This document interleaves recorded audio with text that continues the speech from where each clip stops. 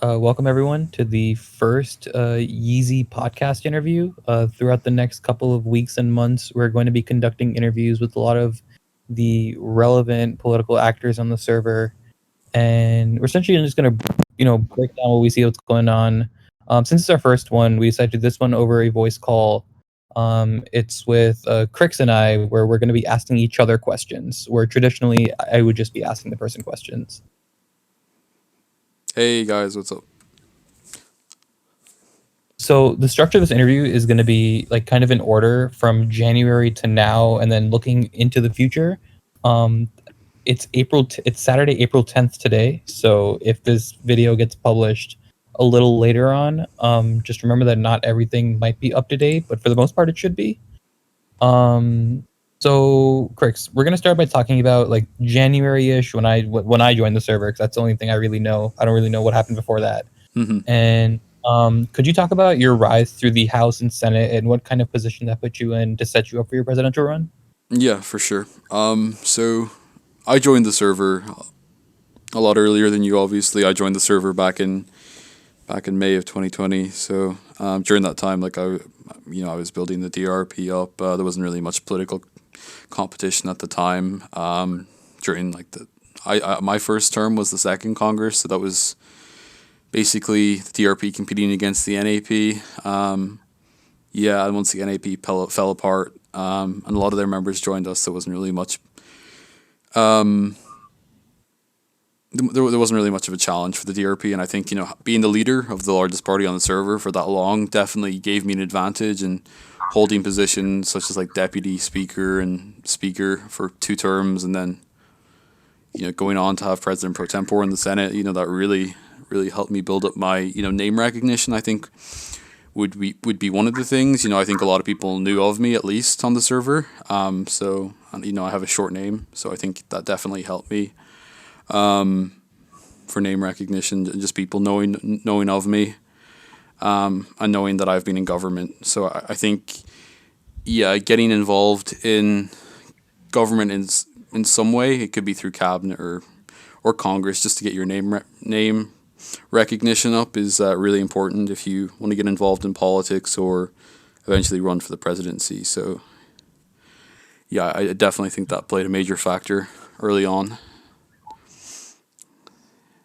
For sure, yeah, and well, obviously you grew to become one of the biggest parties on the server. Even I was a member of the DRP at one point, or when I joined the server, I think maybe 45 minutes into my time here, I was a member of the DRP. Thanks recruiting from you in Austin. Um, Right. yeah, but Yeah. So my actual rise through the house was largely down to how big the party was and the amount of members that we had, and especially in Congress, like during the third term, like Bob said, he got 70% of the vote. The DRP ran 3 out of the 5 candidates for the Senate. We had a supermajority in the House. With that voting power, we were able to get leadership positions for ourselves, and work with and reward our members and get experience in running the government. We the DRP members that are still in the party and members that have left, like myself, have put a lot of that infrastructure in place in the government, especially in Congress. I know some other more influential people took different courses to get name recognition and power politically on the server. Like West went through the executive and the AG position at first, and went through the courts, and then became president that way. There's just different routes you can take. It just depends what your interest is, really. fair enough. What would you see? What would you say is the best way to move up for new politicians on the server? Um, I think for getting elected to positions like representative and stuff, I think for a lot of people it's unrealistic to think that you guys, unless you're going to put in a lot of work, are going to get elected alone. So I think it depends when you join. This interviews in April, of course. I'd have a look around, see what parties you align with politically, the larger ones, talk to their leadership, see if you think they're competent and they can get you places.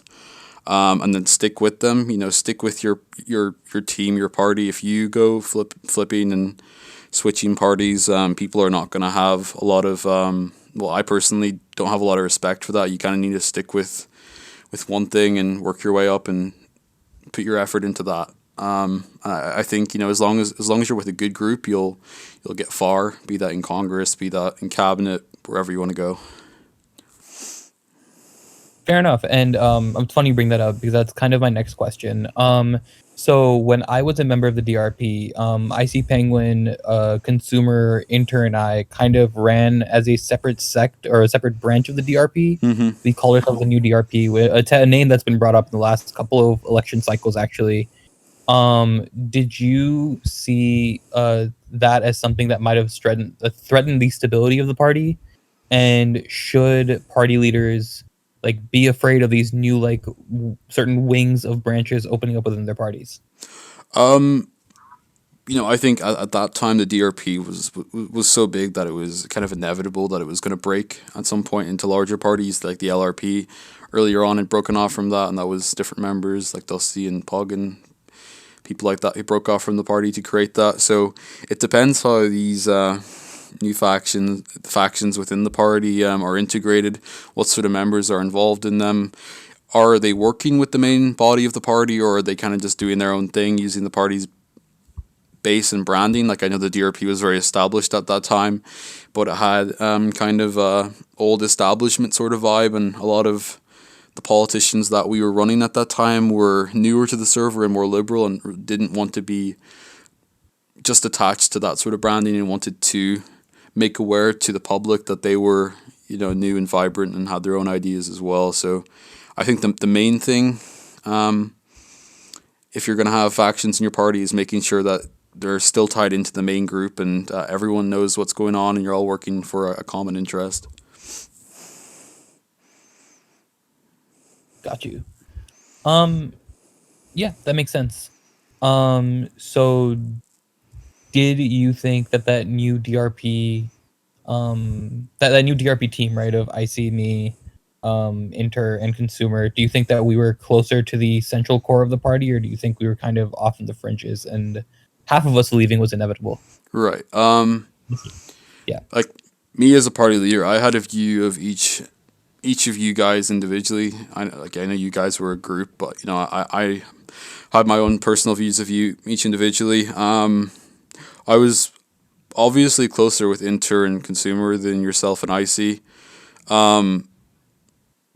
Mainly because I knew you, Diggy. You had like relationships with the likes of Austin, and IC. I know he was more involved with like Bob. So it was kind of like for me as a party leader, they were kind of my guys. You were more aligned with like Austin and Bob, and I didn't really see that as an issue at the time because of course Austin and Bob were in the party as well. So I thought it didn't really matter as long as they were connected some way. So yeah, I don't know. That's a tough one, really. It kind of just it could have worked out. It could have went a different way, I think. But with the presidential election and stuff like that, I think it was inevitable that a break off was going to happen regardless. And my investment into certain people was both probably good and bad. Fair enough. You were talking about your rise to the presidency. Before you ended up making that run, you had made it into the Senate and won the seat as president pro tempore. Could you describe what that was like with the power dynamics and getting there, and the overall experience of what being PPT is like for you? Yeah. So the role of the PPT is largely determined by the involvement and how active the vice president is and the role they take on within the Senate. The PPT can be a deputy speaker or they can act as the equivalent of the speaker in the Senate. Me personally, I served under both Docs and Sprite, and they were very uninvolved in Senate affairs for the most part, so I took on a large role as PPT. I had already served as speaker, so it was fairly familiar for me. It's just putting bills up to vote, similar to how the speaker does, and moving things around, so it wasn't that much of a challenge. I can see the role diminishing if we have more actively involved in political VPs as time passes, and I can see us having politically involved president pro tempores as well, depending if the VP is inactive, and I think it largely the PPT's responsibilities, like the deputy speakers, are largely determined by the relationship the VP and PPT have. So if it's a good relationship, the PPT might be allowed to do more. If it's a bad relationship, probably not. Do you think Zab is going to be an active vice president in Senate affairs? I think after my presidency, the executive branch will be standoffish in getting involved in congressional affairs.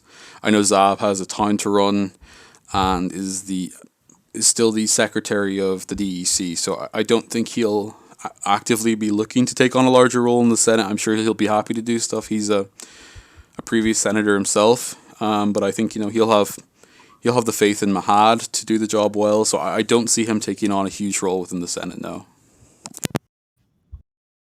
Fair enough.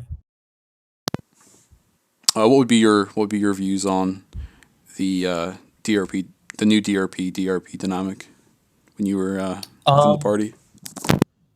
So back in January when I joined, right, I remember. So the first, so I'll just start when I joined the party, or when I joined the server. I joined the server, and the first thing I did was I messaged Austin because I saw he was the Department of State secretary, and I assumed it would be like similar to the State Department in the United States, where it's foreign affairs. My college degree is within like foreign affairs. So like I'm studying international relations. Right. So I was like, oh, let's get close to this kid. Like, let's talk to him, and let's see where I could, like, if I could work with him and eventually move up for that position. So he explained to me that there weren't any openings. I think at the time there weren't any jobs within the DOS, but he was like, yeah, if you have this, like, if you're getting involved in politics, you should join the party I'm in, the DRP. So I was invited to the party. Austin was busy or something that day, so I hopped in a voice call with you. We talked for a little bit. You helped me get become press assistant. Right.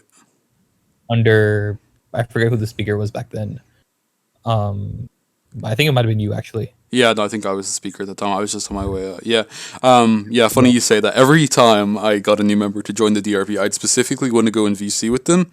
Like, as much as that was for welcoming, it was largely to suss people out and see if they were competent or not, and, worthwhile investing time in them. For me, like, that was my main goal out of, like, all, like, I did that with everyone. I did that with Consumer, I did that with IC, I did that with, I already knew Inter previously, so on Austin I didn't really do that with them, but yeah, everyone basically knew that we recruited.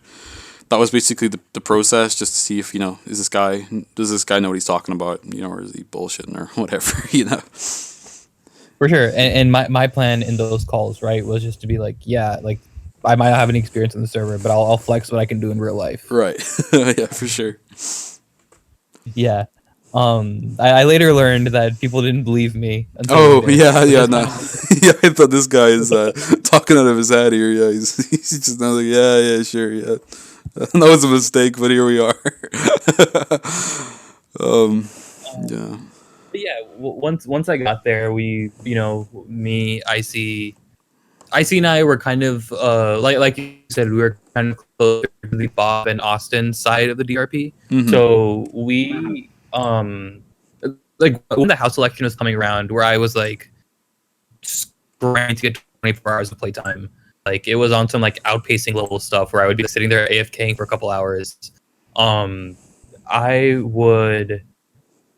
Yeah, so I noticed that like nobody like from the party establishment wasn't really like campaigning for the house. Right.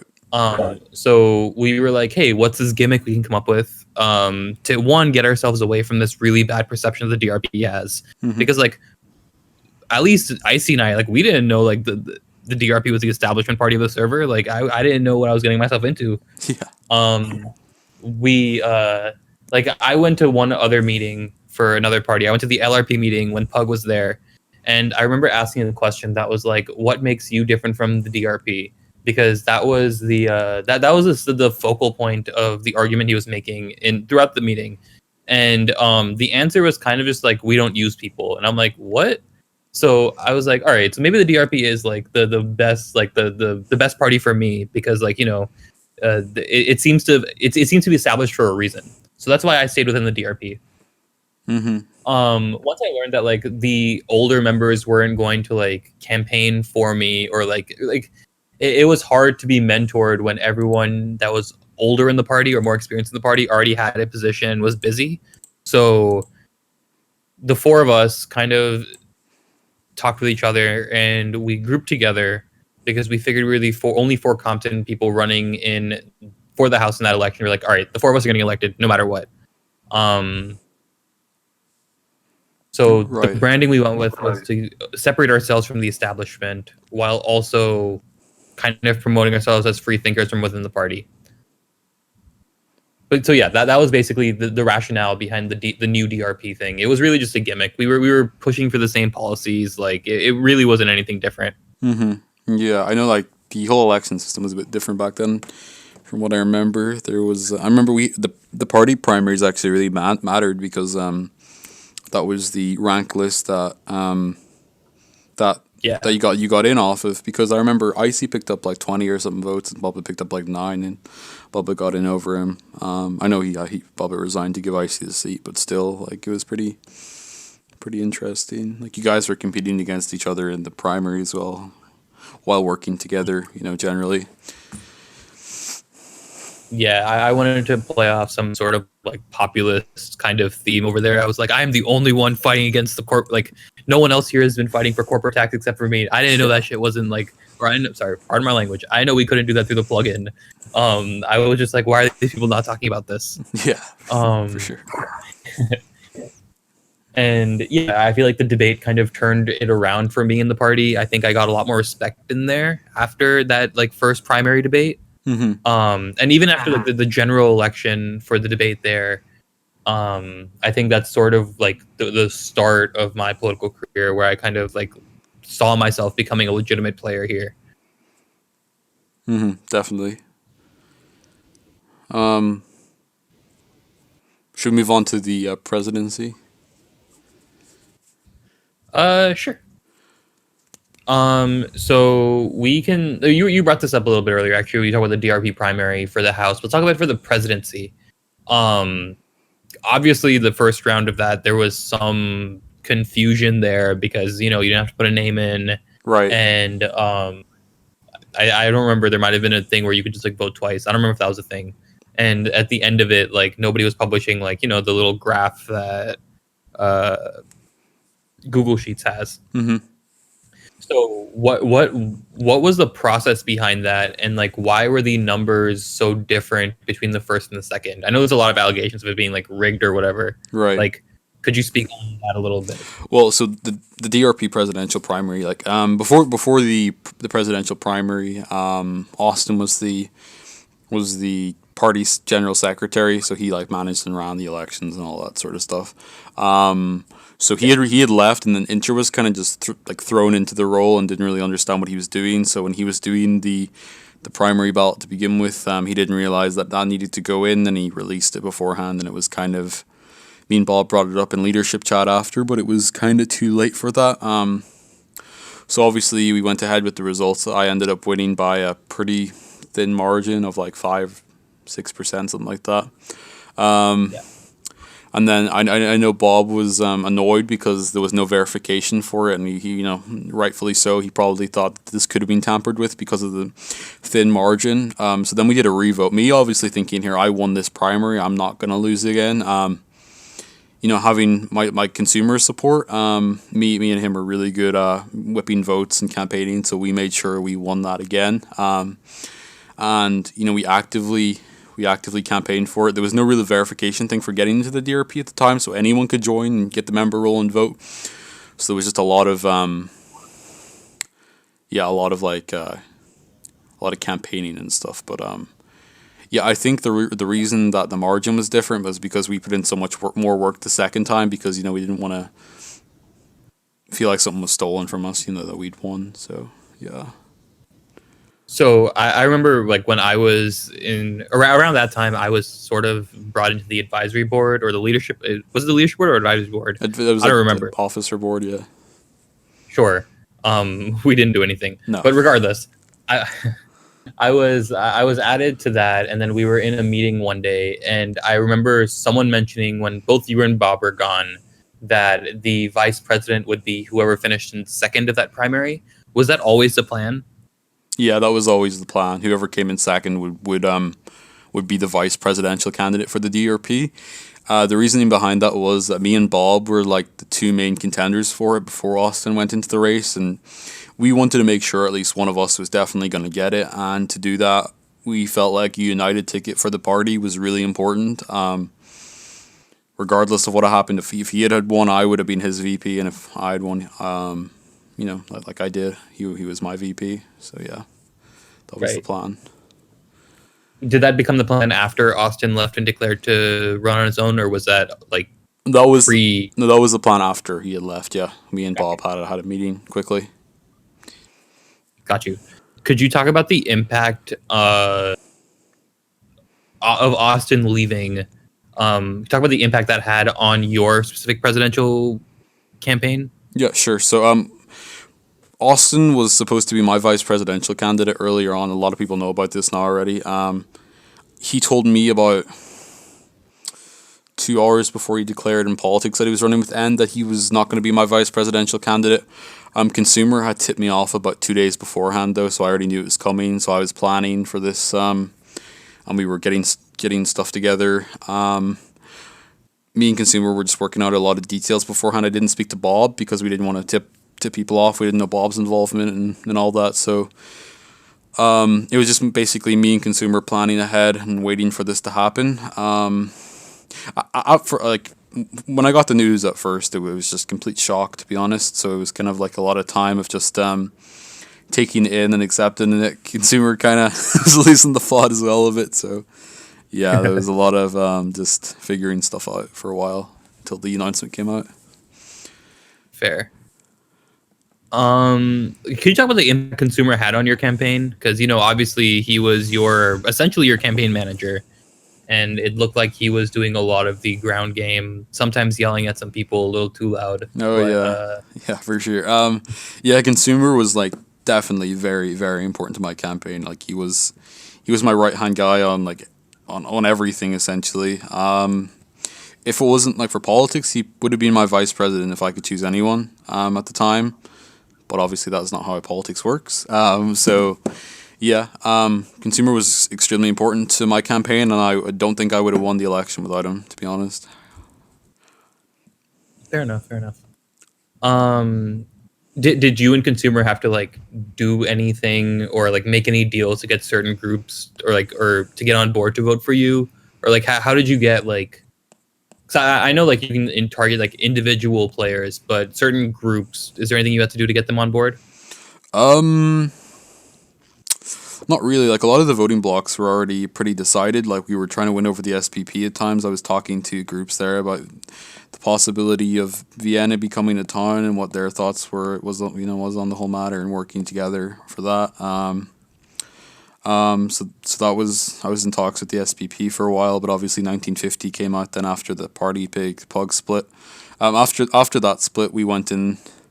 I know there was some deal done there with Austin and Party Pig for some endorsement or something. So while you guys were pulling stuff there, we were going in and grabbing the actual members because they were the voters. Like, we were just like picking up a lot of people one by one. I think the 1950 campaign with Pug was a lot stronger than the Party Pig Pug campaign.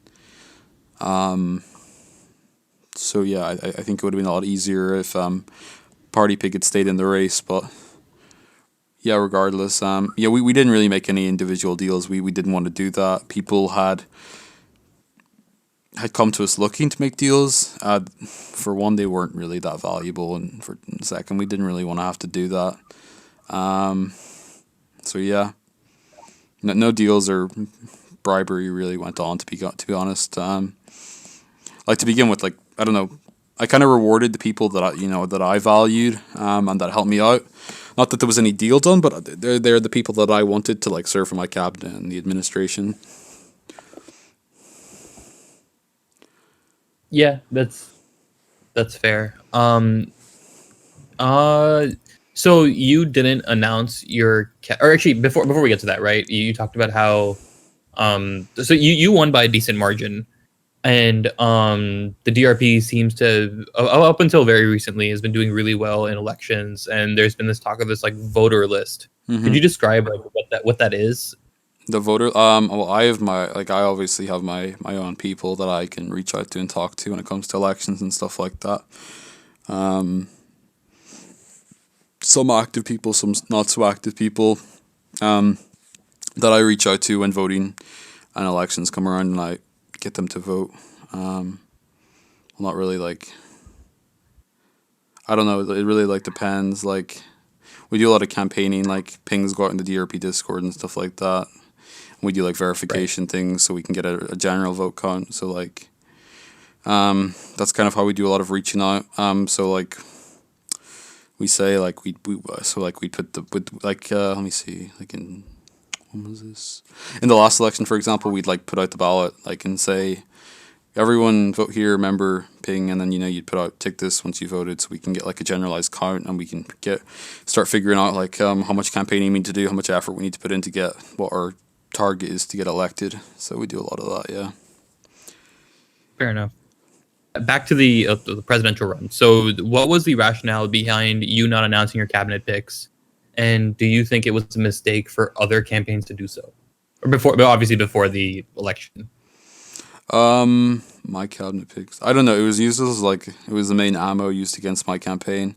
My main rationale for it was I had people that I wanted in my cabinet, and I knew like people like Vanquish, for example, people like Joan, who were like on different campaign teams and that were supporting different candidates, were not on my side at the time, and I knew afterwards that like the election was extremely divisive, and I knew I'd have to take in people from opposition campaigns into the administration, and I didn't want to do that during a political time. I thought it would be kind of like a reunification thing afterwards. So that was my main rationale for not releasing some, because I didn't want to release some and not release others, and questions would have been asked and stuff like that.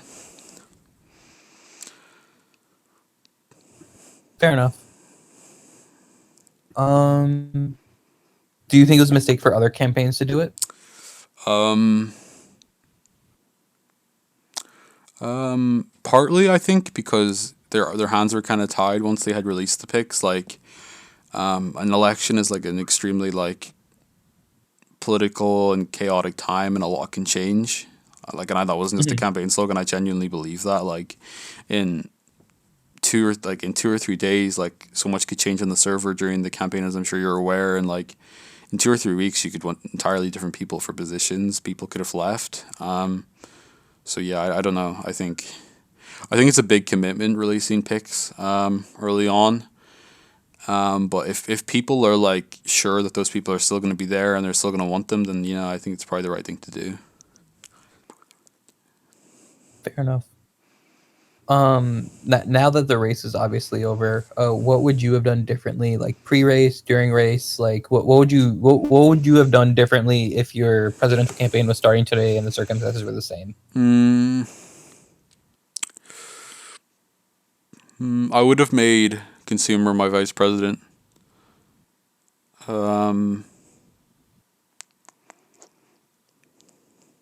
I would have liked to have got Nacho as chief of staff or as a secretary position from the get go.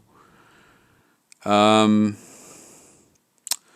I think there's a lot of good people on the server at the moment that are in like lower positions that could have done well in the administration, but they weren't really here at the time, so obviously I couldn't have put them in. Right. Um,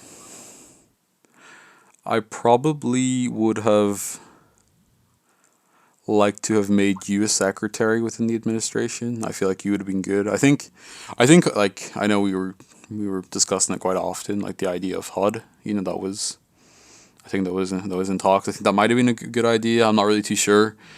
Like we already have the DOS that kind of just is like a department that does bits and pieces. So I feel like HUD would have been kind of like that, and I'm not sure if there would have been enough work for it. But I don't know. Fair.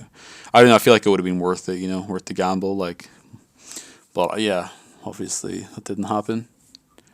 For those of you who do not know, HUD is the Housing and Urban Development Department that we were talking about making.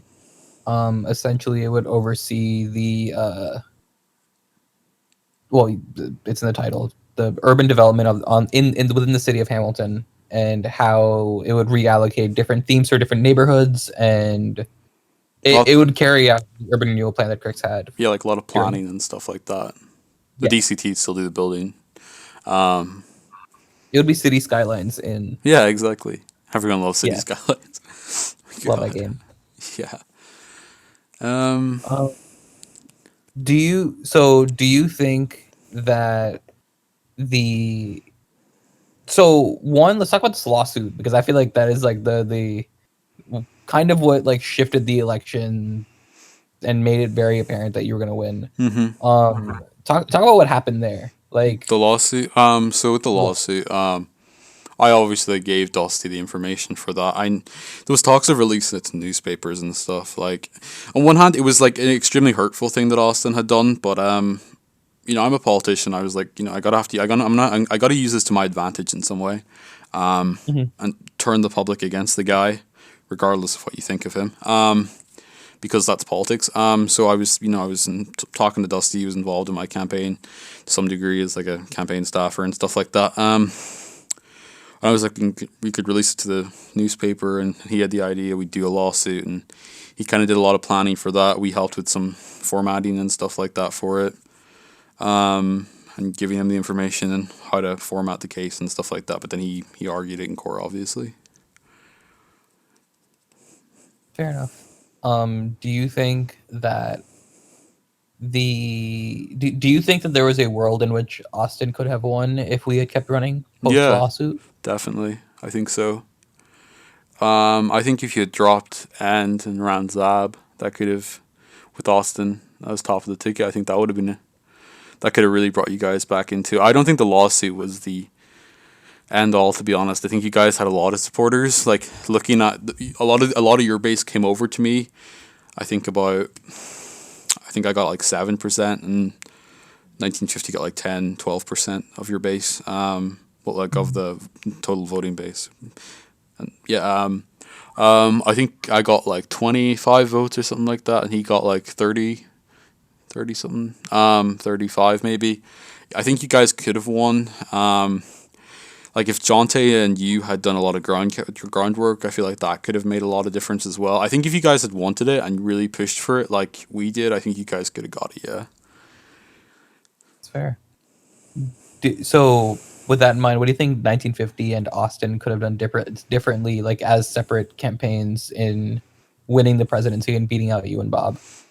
Um, Austin's campaign. Obviously, you were in it. We can talk about that afterwards. But Yeah, he doesn't. I think Austin definitely. I think End was a huge liability to his campaign. He was making a lot of public statements that weren't really popular, and that he was contradicting and going against a lot of what Austin's narrative and what he was saying. Like, nothing major, but just like saying things, and then you guys would have to backtrack on them and stuff because End was doing things that you guys hadn't approved. I think that was something. I think End from the get go was a good choice because he had the name recognition and he was respected within the community. But I think someone else would have been a better pick long term because End didn't actually pull in a lot of votes for you guys. I think another thing was, actually I'll let you talk about that because you were actually in the campaign. From like an outside perspective, knowing what I knew at the time, I think your ground campaign needed a lot of work. You had a lot of people on your campaign staff that seemed to be doing very little, and there wasn't a lot of people out on the server talking to people and putting out ads and stuff like that, and doing active campaigning for you guys. So I think from the Austin campaign, that's where they were lacking. I think 1950's campaign. I'll be honest with you. I think they stole a load of policies from my campaign and Austin's campaign. Still, they can say what they like, but looking at the policies, I'm gonna say it was pretty bad. Like, every second one was copied from either mine or Austin's campaign. So I think being a bit more unique would have been good. I don't know. Like, I don't know if policies actually help a lot for getting votes. I think it's just a lot about who people like. I think his campaign could have used the groundwork as well. They definitely had a better ground team than Austin's campaign, though. I think having more well respected members of their party. I mean, more well respected members of the community on their campaign, and less from just like 1950s groups and 1950s group and Pugs group. I think that definitely would have helped if they could have pulled in someone like Zab or Tech or someone from the outside just to give their campaign a bit more just a bit more of something else to it. Yeah. What are your views on the Austin N campaign? You were the chief of staff with I think Vanquish. Yeah, so Vanquish and I were the chiefs of staff. Jonte was the I guess recruiting head. So when we were like managing the campaign, a lot of it was obviously, as you know, it's exhausting. Um, After about a week and a half, I think that the biggest drawback was the campaign was it was way too structured and limiting for us. Like Jonte and I were just trying to go out, talk to people, be very casual, and we were told by Austin and End that we had to. This is more specifically speaking for Jonte, right? I was okay with this. Jonte, for example, was burnt out because there was a lot of structure, and it was like, yeah, we have to do meetings, write a detailed plan for what you're going to do over the next 2 weeks. Whereas he and even I, for to an extent, our strategy is just to go out and like just talk to people, like you and consumer were doing for the most Mm-hmm. part. I think that obviously I would have I wish they would have won, as I would have been the Department of State secretary. Um, I think that I agree with what you said earlier. I think that the team was too big. Like I agree that like Vanquish, myself, and Jonte probably should have been the three closest people to Austin and End. Mm-hmm. But yeah, adding all of these other people, and I guess that is a drawback of announcing your cabinet picks early, is that like everyone now has a voice within the campaign. So, for example, there was one night when we were talking, and there were like maybe like 8 of us, 9 of us in a VC, in the campaign HQ, and we were talking about the plans moving forward. It was a couple of days before the lawsuit had happened, so we were talking about like what, like I think there was 2 weeks left in the election before voting opened. So we got there, and it was a nightmare. Like you had like one person who sent like 12 suggestions, and they were all horrendous.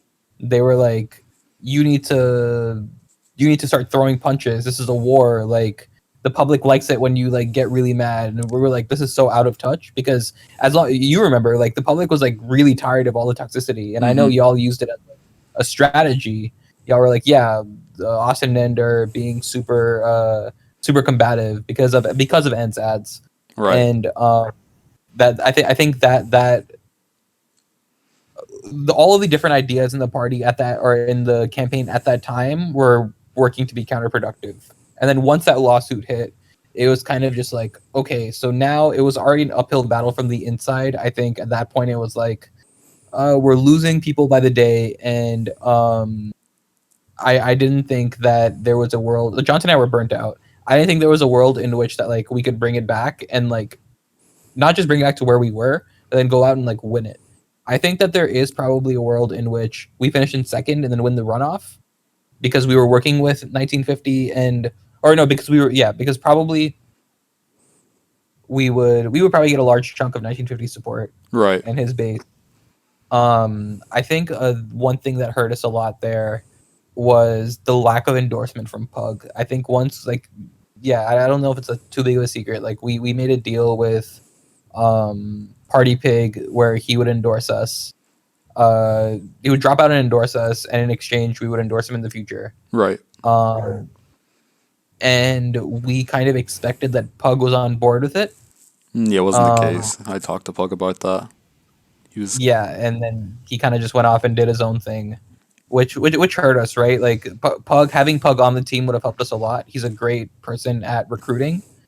Um, I think that hurt us a little bit, definitely, yeah. and yeah, and to be, I love Party Pig, but I am more worried about 1950 as a candidate than I am as Party Pig as a candidate. Right. I think it was definitely a mistake for you guys not to invest more in securing Pug at that time, because I think if he had went with you guys instead of 1950, that really could have shifted the balance of the entire election. Yeah.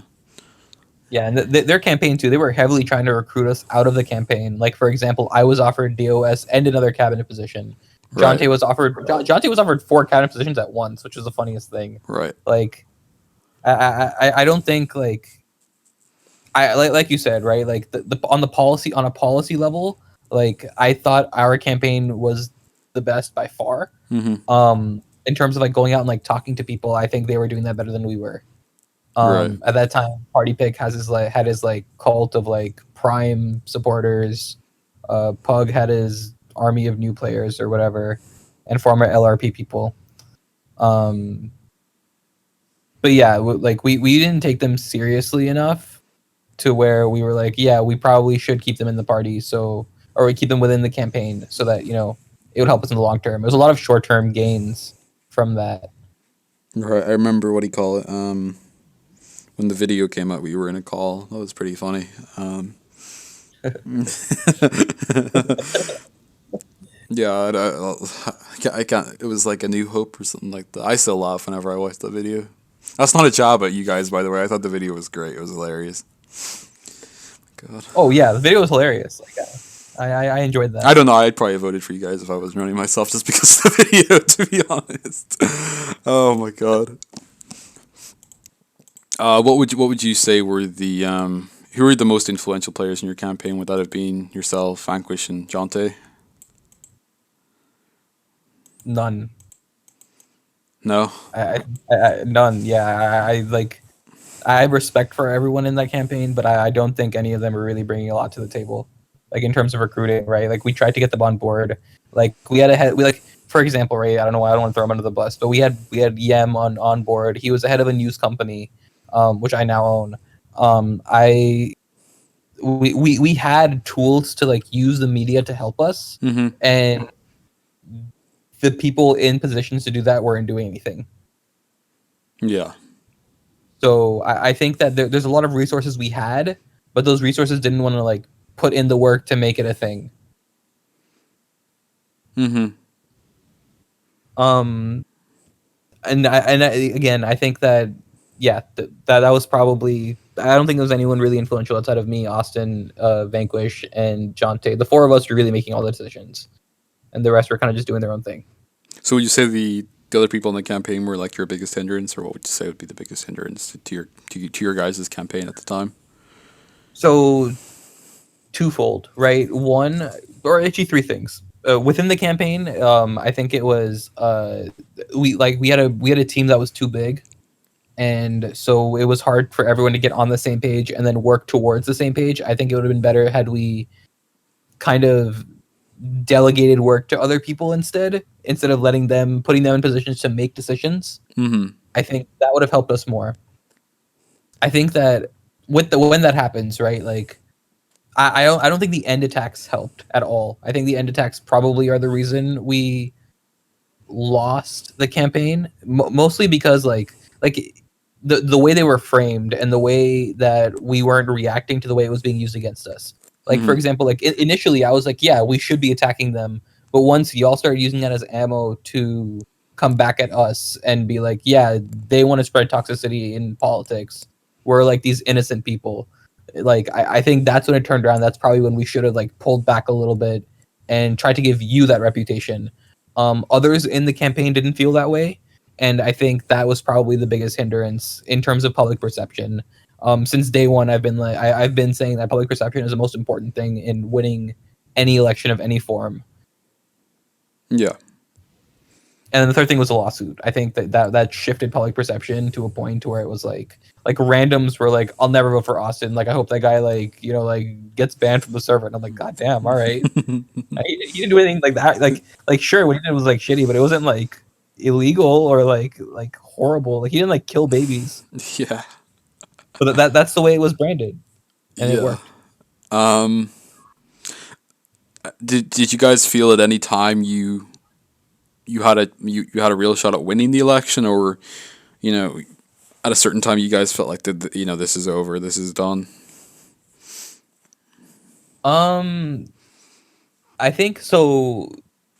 I asked Austin, I asked Austin for what our plan was around 6 7 days before the lawsuit came out. I was like, what is our plan if we are behind? Because we were falling behind in some of the polls. um we ended up picking it up after that, because Jonte and I went like way harder than we probably should have. um and we were like, I was like, oh yeah, this is probably not going to end so well. um just because like I felt like we were like Pug and 1950 were doing well because they had like an established base that was voting for them no matter what, and they wouldn't change their mind.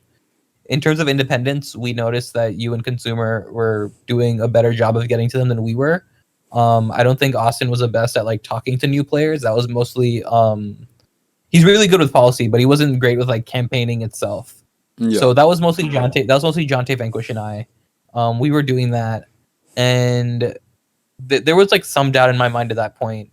Um, Obviously, after in between the time of uh who dropping out, Party Pig dropping out, and 1950 going in, I was like, yeah, this is over. We're gonna win. We're getting their endorsement. They're gonna join the team. It'll be fine. Um, so then from that point on, we were like, yeah, we can probably win this. And then the lawsuit came out, and I was like, there is no way we win this. Like, I think End had to go for like military training. So he was gone. Um, I was like, I think I had something going on for school. And then who else was there? Yeah, Jonte was busy. Jonte was getting burnt out. It was like visibly I think like he was getting influenced by like your campaign. Y'all were talking to him.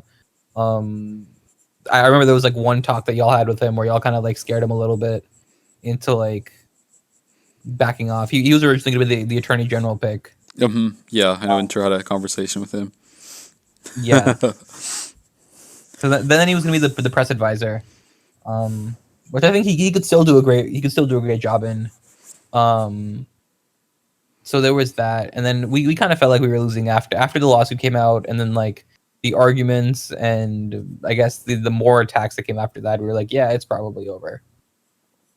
If you could go back and do anything, what would you have done differently?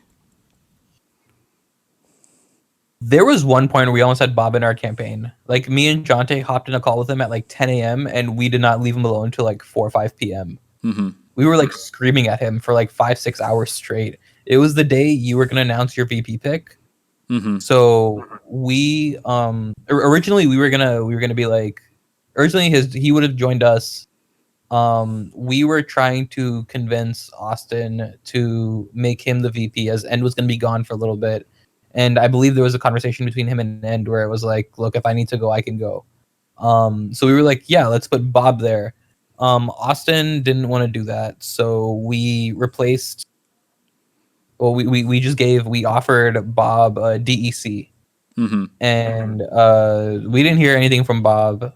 Uh, like it was like silence, and then we showed up to your thing. That's I guess that was the way we were gonna find out whether he showed up to your rally or not. And then we saw he did, and then he didn't. Like he was your VP. I think the one thing I would have changed is I would have pushed harder for Bob to be our VP, because Right. I think that like if Austin wanted to be president, right? Us taking your VP an hour before you announce it would have cut the legs from your campaign, and it probably would have cut it short, Well, right? Like consumers no one knew about the VP pick apart from myself, Consumer, and Bob. well, I knew, right? Yeah, well, So I was in the you guys knew about that in the discussion, of course, but the general public yeah, didn't know. yeah, yeah. So you would have had to pick like consumer. Consumer's still relatively newer to the political sphere of the server, even though he's like. I don't think that would have like I think you and Austin are similar on like a policy level, or in terms of like the voters you like appeal to, like when both of you were in the DRP. Mm-hmm. I think it would have been the same dynamic as you and Bob, right? Like Bob would have had attracted the more like left leaning people, and Austin would have attracted the more moderate people. Mm-hmm. So I think that campaign probably would have won. I still, yeah, I think if you'd given Bob DEC, I think we still would have won with Consumer as my vice president. I don't know. I think if you guys had made Bob your VP, you probably would have won though. Yeah. I So think I think that's not because of the not because of the benefits Bob brought, but because of the damage End was doing. yeah, and I still think like End is like a good politician, right? Like I don't Oh, think that like I'm not arguing that. I'm just saying at that certain time, I think he was yeah doing more yeah damage than help. No offense, at End. the time at the time it was counterproductive. Yeah. Um. Yeah, for sure. We talk about the presidency now. Um, I guess it's like kind of like a broad question. Like, what's it like being president? Um. A lot of good and bad. Like you can do a lot, but then you're limited a lot as well. Like when you're president, you're tied into that for 4 months or a little bit less for me. But still, it's a big commitment. And you've got to you got to deal with a lot of public relations. You're responsible for the entire government. You have to give the answers instead of ask the questions, which is a bit different for me. Being in Congress. But yeah, I think overall I would have done it again. It's it's a really important role for the server. It's no other server has a position like this that's elected that I know of. That an ordinary player can obtain. Just out of people choosing them. I think it's like a really unique to the server, and I think it's one thing that attracted me to the server, and getting like an elected president was such an important thing to me because of that. I think the relationship with Congress is extremely important. For me, it was very different. I think because I had so many enemies going into the presidency, I don't think anyone else will have for a long time to come. Because I'd been in Congress for so long, I'd been a party leader. You don't get those positions without making a lot of enemies. And I think that carried over to the presidency, and I think that is the real reason I probably lost the presidency. I think I could have kept it if I had, not been as controversial and outspoken. But like that's not that was never for me. Like, you gotta do the position for how you'd want to do it and how you feel it should be done. Yeah, so we saw. I have no regrets really. And in regards to how I acted as president, I would do a few things differently, like the park, some cabinet position choices. But overall, no, I think it's an extremely important position, and if you ever get the opportunity to go for it and you have the time, I think you should definitely consider it. Make sure you're qualified though, and you can commit the time. Could you talk about how your relationship with Congress, like more specifically in the last 3 weeks, went south after spending so much time there? Yeah, I think because I was so involved with the presidency, I wasn't able to. I was always kind of torn between the two. Like the presidency is both political and server related. Like you have to do a lot of stuff that are necessary for the server, like building, like making sure the economy is okay and the server doesn't go bankrupt. Making sure department policy is up to date and the government is safe on a legal footing. Making sure events and stuff are getting hosted. I had great secretaries, of course, helping me do all that. But there's like a lot to worry about. And with the politics, I always felt myself being torn between the two. I know West kind of didn't have a foothold in Congress, so he kind of didn't really worry about the political stuff as much. I don't feel like, whereas he just did his vetoes and whatnot. Whereas I was more involved there, and I think that kind of conflict was an issue for me. I think having a good vice president is extremely important for any president. And I think if anyone is considering running or anything, I think your vice presidential choice is extremely important. And don't make sure you make the right one. Yeah. So you talk about making decisions for the server.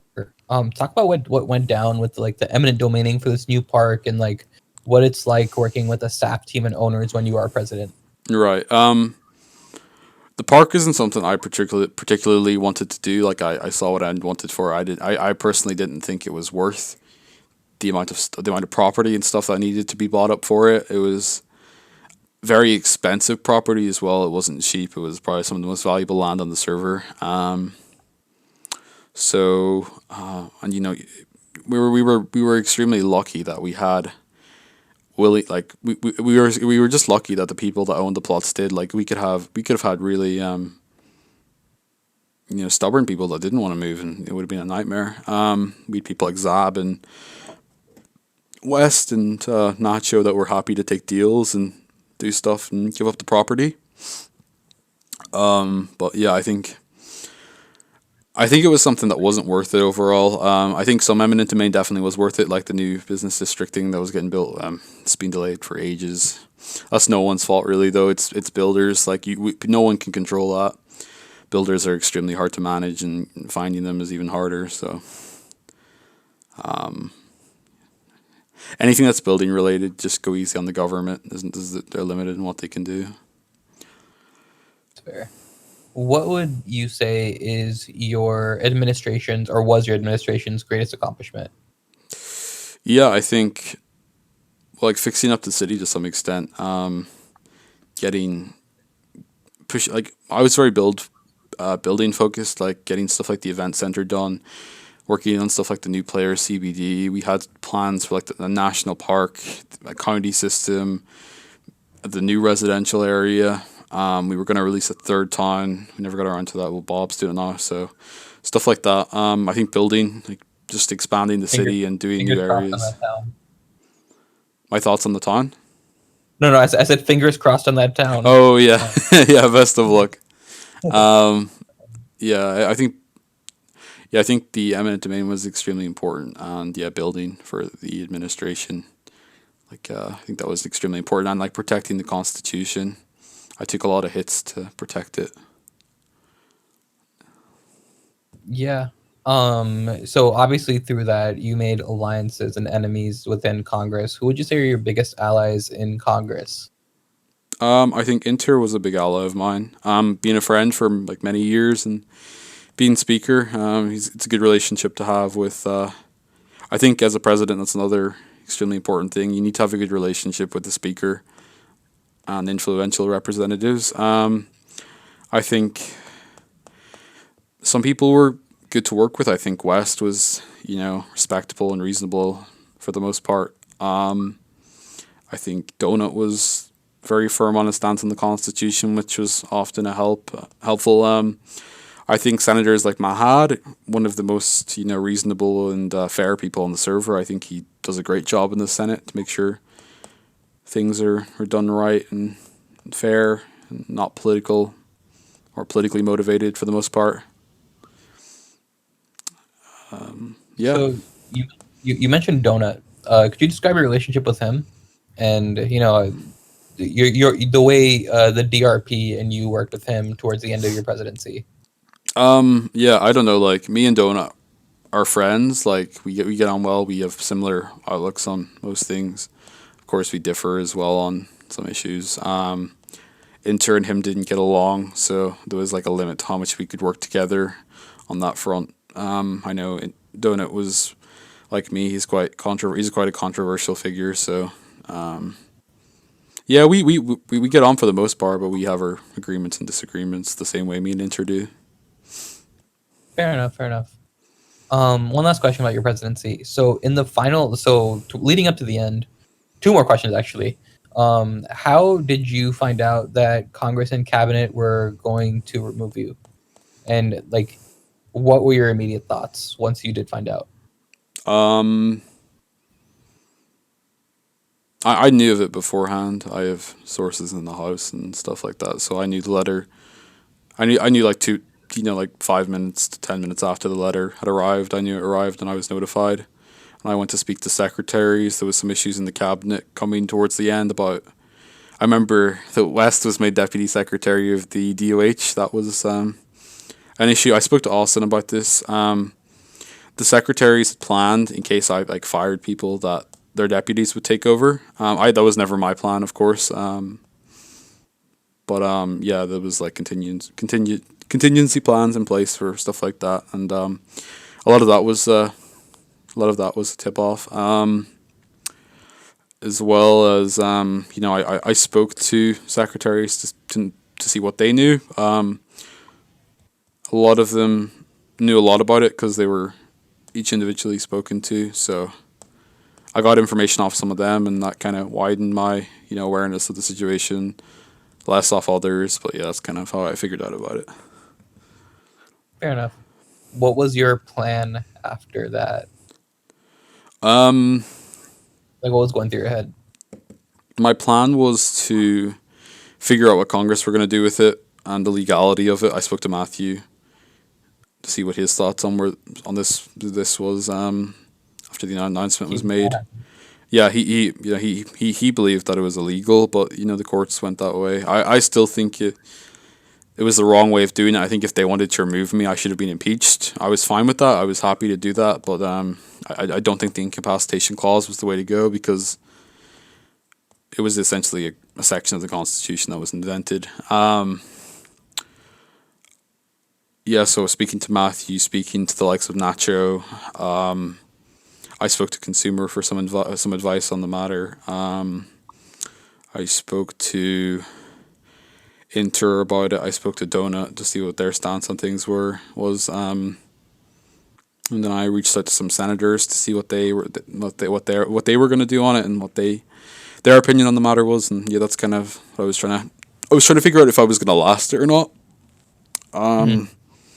For the most part, I was just trying to figure out the political footing, because as much as like you have your emotion in situations and stuff, it's better to be aware of what's going on. You can only like act properly if you actually know what's happening. Mm-hmm. Yeah, so just figuring out what was going on was what I was doing for the most part.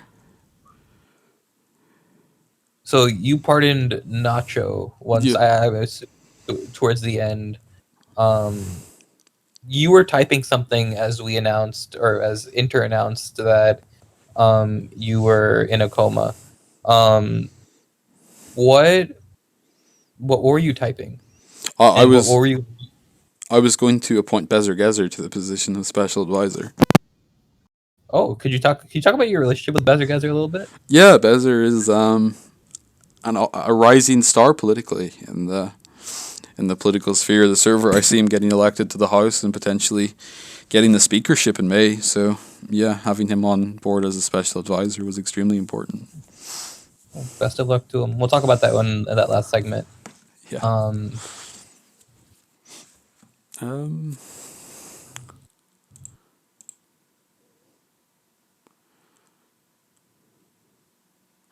So, Diggy, what were your views on my presidency as a whole?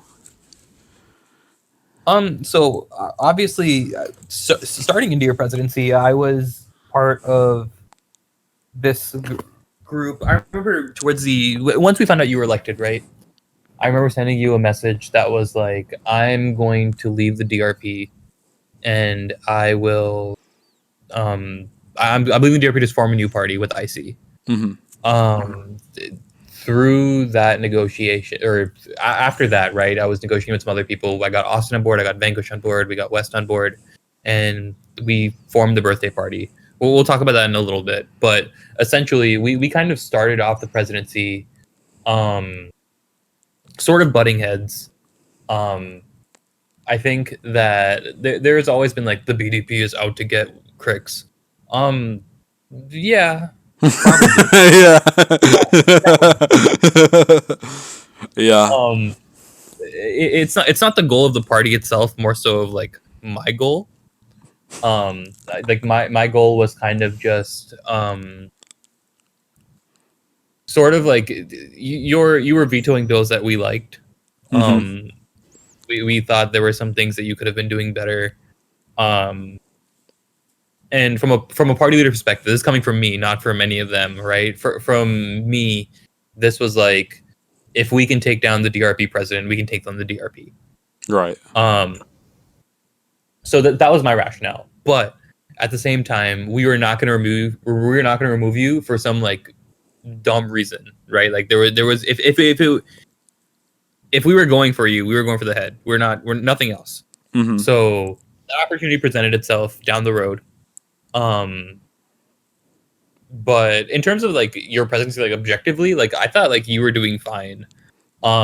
You probably, I think that a big thing was the perception was that you were kind of micromanaging the DCT and ignoring the other departments. I think that was the perception. I don't know. Obviously, I wasn't there. Mm-hmm. Um, that was kind of like what everyone was thinking, and that was being used by outside forces to turn public opinion against you, especially within Congress. Right.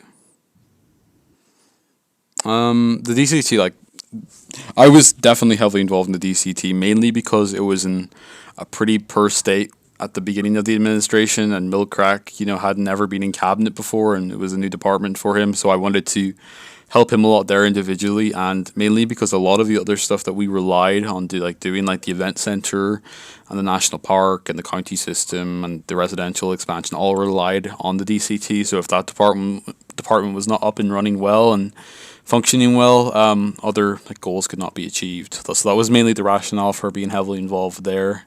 It was not that I favored the DCT, I kind of do, over the other departments, but it's just because like a lot of their goals relied on the DCT being functional and working well.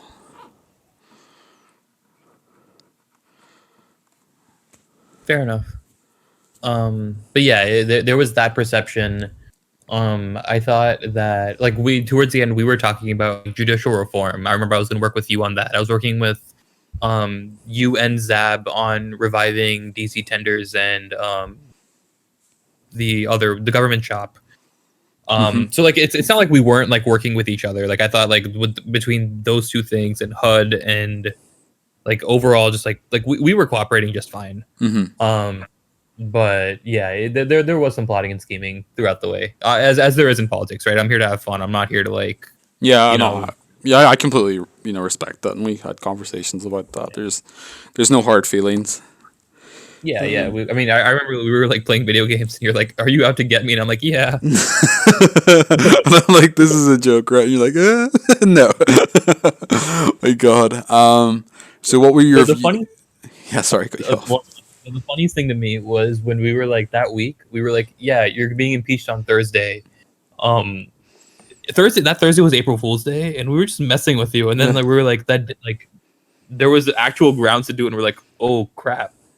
Like this, like Thursday is real. We manifested this. Oh my God. That wasn't premeditated. That came into fruition like that same day. Jesus, that's crazy. What were your views on the letter and the letter to Congress, and what was your involvement? I was not involved in terms of getting people to like sign the letter. Mm-hmm. I think that there was like that was all done from the cabinet side of things. When it did reach the Senate, so let's start with my views in the letter. I think that was a focal piece on like obviously I had some talks with some people within the cabinet about getting that letter out and making it a thing, Mm-hmm. because if like all of these things that everyone was saying which was true, I said why not put it together and give it to Congress so that we can do something to so we can do something about it, right? Like if they felt that you were not doing your job properly, like express it in public. Like why keep it a secret? Mm-hmm. Um, so the letter was like sort of my idea. I'm not going to take all the credit for it. And my involvement was once it got to the Senate, I did some lobbying. Obviously, Mm-hmm. you know how it is in the Senate. Yeah. So there was some lobbying on my end. I had some talks with some people in the House. The persona I wanted to give off in at that very moment was like be the cool head in the room. Like we like initially the plan was to subpoena you and talk to you about the letter and then move forward with something. But then I don't remember who it was, but someone came up with the idea to like deem you incapacitated, and I'm like, oh, that's a real clause. Let's just do that. Um, so then we sort of went forward with that route. Like that wasn't my first choice, but that's the route we went with, and it worked. So yeah, I guess the public now knows I launched a coup. But for legal reasons, everything I said is a joke, so I'm not violating the APGI, and nothing can be used against me in a court of law. Yeah, for For sure. legal reasons, I'm kidding about everything. Same, yeah, for sure. This is all a joke, guys. Don't worry about it. But for Yeah, real. this is the comedy piece. So the VP nomination after my removal, obviously Bob became president, and the VP spot was made vacant. Were you in the running for that, or offered it, or what was the deal with that? I wasn't offered it, right. Like I assumed I was in the running. Um, like Bob and I had jokingly talked about me being VP a couple days prior, and I was getting messages from like people like not from people that are not Bob, telling me like, yeah, you're up on the top of the list. It's yours, and I'm like, oh, word, perfect. And so when that had happened, and that when the day came, right, and then we were told that Zab was going to be the new VP, and I was like, oh, okay. My sources were wrong, and obviously I was a little butthurt about it. Like I was a little salty. Mm-hmm. I was like, I really just did all of this for nothing. Um, but yeah, that was my like rationale. That was what was going through my mind at the time. I think that Zab's good. That Zab is an awesome pick for VP. Like that probably would have been my pick too. Um, but yeah, I thought that I was next up. It made sense to me, but obviously, um, the actors that made that decision thought otherwise, and that's more than okay with me. So what were your reasons for leaving the BDP? Oh, um, so I am sort of just tired of like the hyper partisan role play aspect of the server, right? Like I'm cool just being independent, making my moves for myself, and like just like relaxing. Like I think that with the BDP, everything I do is sort of then attached to them, and I don't think it's fair for them if that like I don't want like what I do to reflect on them. Mm-hmm. So that was the first reason. Second, like I've been like really busy, like in like my personal life, and running a party is hard. Obviously, I'm not the only person on that executive board. But I think like in public, I think it's fair to say that like I was the one like sort of like leading the party. Behind closed doors, like it's a joint effort, but in public, I was kind of that like talking head. Um, it was just kind of catching up to me. And then towards the end, it was just like the speakership election was. I didn't mean to leave like that, like in the aftermath of that. I think that the speakership election kind of signaled to me that there was going to be a shift in the party's dynamic, and that we have younger members in younger representatives in office that are probably the future of the party. And I thought that it is probably now is the best time for us to make that switch over, to embrace the future of the BDP. So that's why I left. I endorsed Elena to replace me on the executive board. I thought that I think she's an amazing politician. She's a good friend of mine. I think that she'll do great on the executive board. Mm-hmm. But yeah, I left because I was just tired. I'm What? also taking a step back from the server in terms of like the politics side. I want to focus more on the business side, as I feel like VP was my way of accomplishing everything I would have wanted to. I don't think I could do 4 months of being president. Mm-hmm. I wanted to go from House, Senate, and then VP, and then call it a political career. VP is not going to happen. I've accepted that. So now my next challenge is growing my business, growing Easy News, growing my tower that's going to be pasted in at some point today or tomorrow. So what was your views on the whole West dynamic and his reaction to not being elected as the Speaker of the House?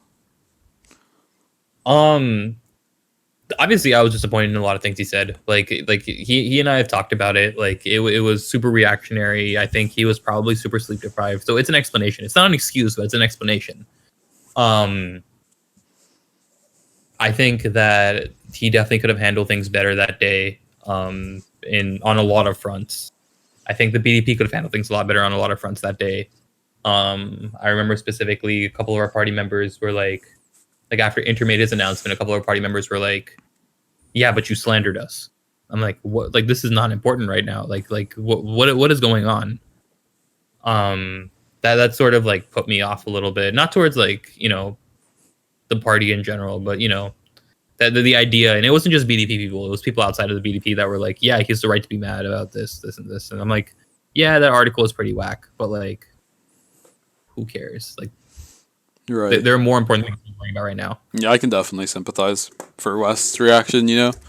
Um, I definitely felt a bit emotional, which is not usual of me. After the whole presidential incapacitation thing, because after having invested so much time, I'm sure like West felt the same way after the amount of time he invested in the House to not be elected as Speaker must have been a real blow. So Yeah, yeah. Like if I was in the House, he would have had my vote. I straight up I would have voted for West. Mostly because I saw the work he was putting in for it. This man had like Google Docs and Google Docs ready for his plans as speaker. That's not to take away from Elena. I think that she is going to do awesome in that position. Like I said before, I think she's the future of politics here. yeah.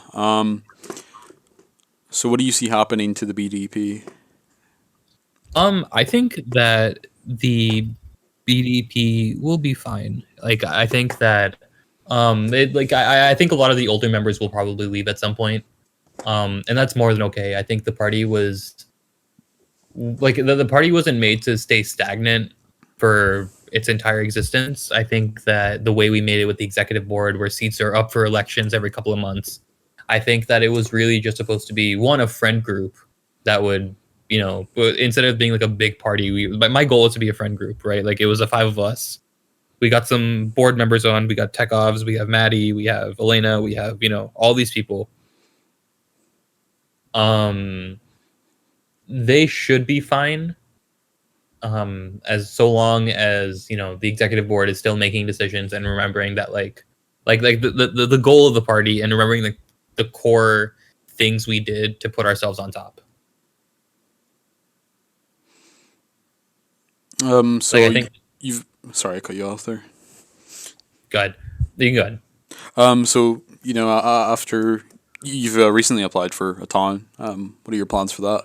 If you get accepted, or what's the plans if you get rejected? So the plan, if I get accepted, is I'm gonna grind and make sure this town is the best town ever made. I think that this town is, the other applications are good.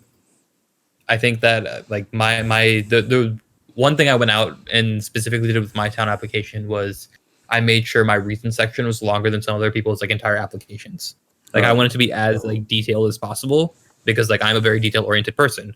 I think that like this town, if it's accepted, it'll be awesome. Like I've already started talking to people about like potential business deals and like business we can bring over. I would likely like sell off everything in the city except for my tower and like just move to the town full time. Um, that's if I get accepted.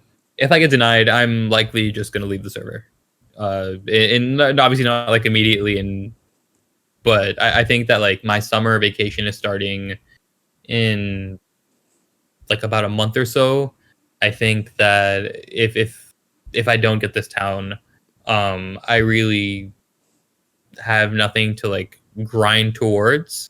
Like, sure, I can go for number one in business, but I don't know. But it's not like as interesting as me as having a town. Um, but yeah, I'm not trying to like make that like, I'm not trying to like tell everyone this and make it part of the town application. Like, yeah, I'm gonna quit. I don't want to guilt anyone to like picking me. I don't want to, Right. I want to win it. I don't want it to be given to me. Um. So what do you see yourself doing on the server politically? Like from now Um, on. I don't know. I have a very intriguing offer from the Bull Moose Party Oh to yeah. become their next vice president. Oh, my position. Yeah, I'm coming to take that too. Oh no. Yeah. Yeah, no, but I think that I'm gonna stay independent. I'm gonna stay in the Senate. When I say I'm gonna leave the server, I don't mean like like quit everything. I mean like for the most part, just log in a couple times a week. Vote on my bills in the Senate. Talking politics from here and there. Like I'm not gonna completely detach from everything. I don't think. Um, but yeah, my future political goals. I'm just gonna stay in the Senate. Do you see yourself running After. again, or Oh no, no. this is your last run? You think, or you're Yeah, this is it. This is it. interesting? Yeah. Yeah. Do you see yourself having elections in your town, having a town council, or Probably, probably. I'd like for it to be as democratic as possible. nice? Yeah, like the vibe we're going for is like beach town, like like golf course, Cape Cod, and Martha's Vineyard were kind of like the reference points I used.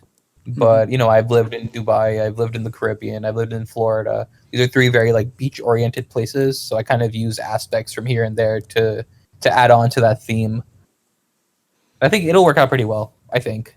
Um, we'll have to see. Should we go into the last section then? Yeah.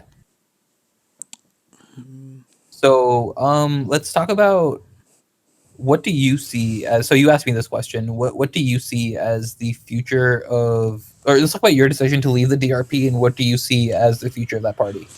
Um, well, my decision to leave the DRP was largely determined by the member base just wanted something new, like the active member base. The people involved in politics were looking to take the party in a new direction. We're looking to get more involved in the decision making process, in changing and updating the party. And how I operate my parties is I'm very like fundamental and very influential in the parties I've been in. Like I've only been in the DRP, um, I don't think with me having an active role in that they were able to do that. So after being asked, I was asked earlier on, and I said, after my presidential term, I'll take a step back. But obviously that ended. So I was, I obviously stepped down from the party just before that, largely because of my time constraints, me needing to focus on the presidency more, myself like not being able to give as much time and effort to the party as I had in June, July of last year, and in September and after Christmas. Really, when I started focusing for the presidency, I was focusing less and less on the party, so it makes sense for them wanting to have a new leader and go in a new direction. So that was my main, you know, for me, I was happy to take the step back. They wanted me to take the step back, so I was, I took the step back. And then I left the party completely because, yeah, I didn't really feel after the presidency. I resigned because I didn't really feel like I needed to be there anymore. I was happy to go independent. I'm an independent now. Aren't you VP of the Bull Moose Party? Yeah. Oh yeah, I'm the VP of the Bull Moose Party. Yeah, I forgot. Actually, I didn't forget. That was in the back You're of gonna my head, and I don't know what you're talking about. Yeah, I'm the you're gonna re-honor points for that. yeah. Actually, that might not happen, but we'll see. Yeah. So I'm the VP of the Bull Moose Party. Vote for Bezer Gezer for mayor. Yeah, for sure. The mayor election actually just announced. Gallivants is the next mayor. Are you joking me? Yeah, Gallivants won 49 of the 85 votes. B101, I think it's Hong Kong. Yeah, Hong Kong won 31 of 66 votes, and there's a Oh runoff for the no. Commerce. Oh shit, Galvans did actually won. Yeah, no, I'm being serious. Okay, so oh my god, he got 49 out of the 85 votes. Yeah, no, he like dominated. Oh my god. The election for Commerce. Okay, we'll come back to that after this interview. Yeah, So, psychopath. so what was your next question? Sorry. Um, who do you see as the future of the DRP? Well, Inter was the chairman, but he seems to have taken a step back. So I suppose I don't see Bob taking a role in it. Going forward, I think Bob's here to do his term. Bob's always been a functional independent. To be honest, he lives the free life and just kind of vibes and does what he wants. I think Mahad could definitely lead the party if he wanted to. If he wanted to put in the work, Mahad is an extremely competent campaigner and politician. He hasn't really shown anyone that since last year, but yeah, he's more than capable of doing it if he wanted to. I don't think Mahad wants to though, so that would leave the likes of Ansgard and Poem Hunter and Gold Blooded. I think they're on the advisory board, and maybe Hong Kong to lead the party. I'll be honest with you, I don't think any of them have enough experience or awareness of how elections actually operate to make the party succeed. No offense to you guys, I think you guys are all great. I just don't think you guys have the experience at the moment to successfully lead a party that size. But who knows, maybe one of them will prove me wrong, or maybe it'll be someone else who will lead the party going forward. True. So let's talk about let's hear your opinion on the BDP, right? So what do you think is the future of the BDP, and do you think that it's this era's DRP against, the NAP being what the DRP is now? I wouldn't see the DRP as the BDP's main competition. I would see the SPP and Mint as the two main players going up against the BDP, looking at the May election. If West isn't running, as rumors have been circulating, I think the BDP will be in an interesting position, not having an experienced congressional leader. I know Elena Thomas is doing quite well for herself, but she doesn't have a lot of the experience, having ran with like the DRP. A lot of the campaigning was coordinated through myself. I know Maddie is a fairly competent campaigner. I suppose she could help the party out. I'm not to slag them or anything. I think they're both great people and good politicians. I just don't know from the campaign perspective how experienced they are. And then there's other people like Pug, who is experienced, so his involvement will be important. And the likes of we should see how the likes of Tech Ops do. I think he'll have an opportunity now with the power vacuum in the party to get more involved and make a name for himself. Fair. Who do you see as the next biggest players in politics? Next biggest players in politics. I think there's a lot of underrated politicians on the server and people with potential. I think Elena Thomas is definitely competent. I think Donut's definitely competent. I think Maddie's definitely competent. Them three are definitely going to be influential. 1950 is still relevant politically. I think Pug will be important. I think we're going to see a lot of in the next few weeks. I think we're going to see a lot of new people rising through the ranks. I think the SPP could be using Game Skipper a lot better. I would have snagged him ages ago for the DRP. He's definitely someone that's underrated. He could easily get elected. Yeah, I tried recruiting for the BDP a couple times. Yeah. Let me have a look through some Discords and see if I can think of anyone else. Jonte, if he wants to do it, he's actually an extremely competent campaigner. Who knows? Dr. Thunder might get involved in politics. I can see him being good. Yeah, I think we're gonna see a lot of new politicians. Politicians coming into the game, but at the moment, I think there's definitely a big power vacuum. So it should be interesting to see who fills it. Yeah. I mean, oh, What are your thoughts on it? sorry. So on the next biggest players? Mm-hmm.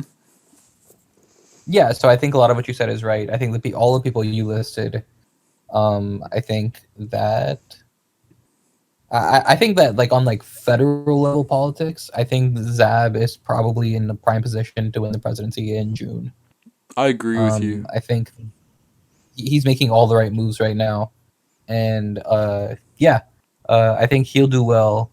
I think there are some politicians who are like to be honest, like straight up, I think that the three biggest politicians on the server, or two biggest politicians in you and Wes, y'all were kind of considered the old heads. Seeing y'all, both of you, get knocked down a couple of pegs over the last couple of weeks, it's been like I think this is signaling a shift in the political sphere on the server, in the sense that younger politicians are probably going to start gaining more influence moving forward. Definitely. I think for this next election, the vice presidential pick will be extremely important. Depending if the candidates pick someone from their own base or someone outside to expand their base, from which areas people will be chosen. I think Vanquish definitely is a contender for the presidency or the vice presidency going forward. I think yourself, I think you could be a presidential candidate if you wanted it. I don't think that's your goal, but I think you could definitely, I'm done. yeah, I think you could definitely push for that if you wanted. And then apart from that, I could see Sick being a VP candidate. I could see Joan being a VP candidate.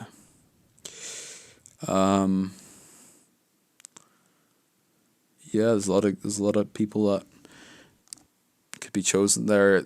I don't see many competitors to Zab for the presidency Yeah, though at the moment. I think Zab is in a similar position as Austin.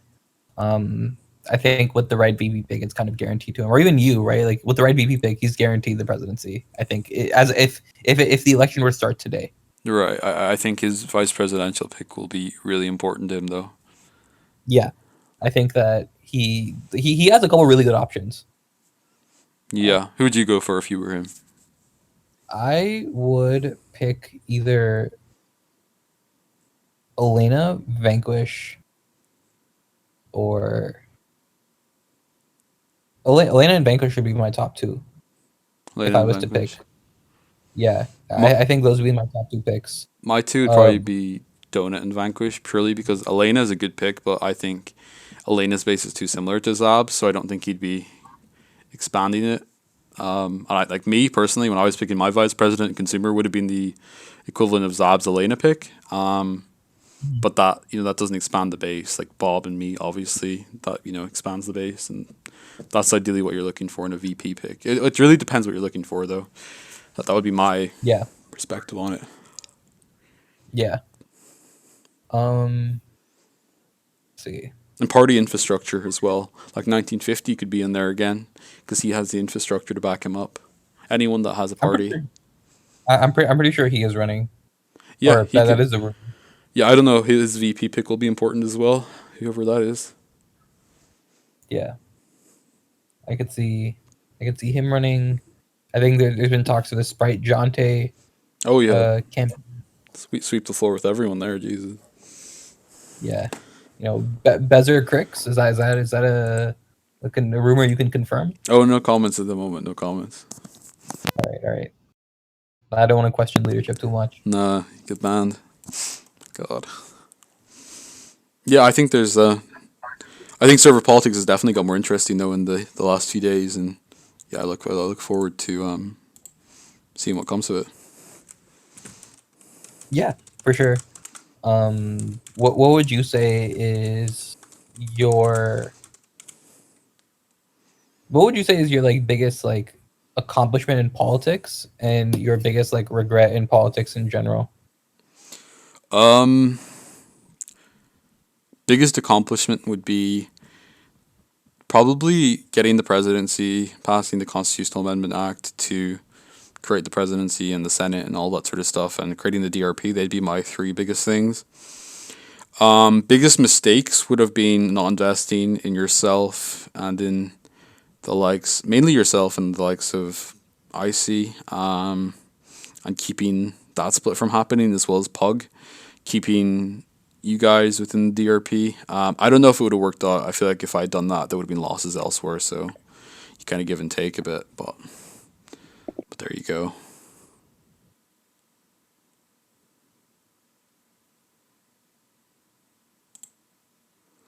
Yeah, I mean, What do you yeah, think I think would have been your like biggest accomplishments and your biggest regrets? so. I think my